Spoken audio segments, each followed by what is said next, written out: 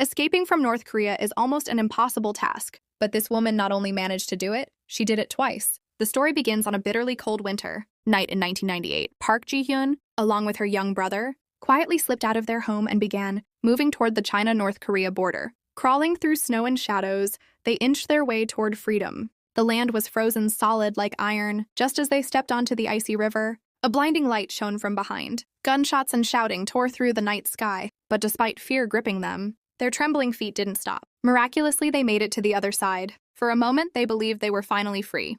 They broke into a local house and begged for shelter. A man took them in, offering food and a place to rest. But at dawn, a cruel truth emerged. The man sold Ji-hyun to someone else, forcing her into marriage. Her brother was taken away and never seen again, leaving a permanent hole in her heart. In the long hidden years that followed, she was forced to live with a stranger and gave birth to a child. In 2004, her worst fear became reality. Chinese authorities discovered her and deported her back to North Korea. Her son, still in his father's care, was left behind. Ji-hyun, now back in her homeland, was thrown into prison and subjected to inhumane treatment. How did she escape those prison walls and flee North Korea a second time?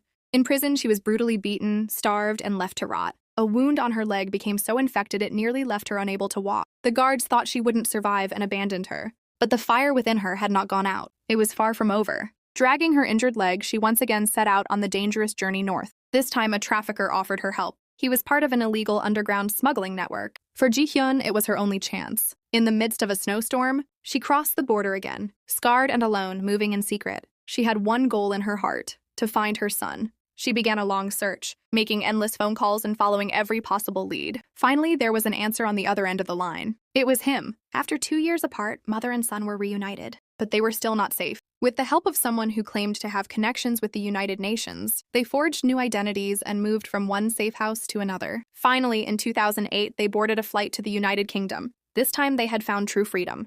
Today, Ji-hyun is a British citizen. She speaks out for those still struggling to survive, becoming a voice for the voiceless.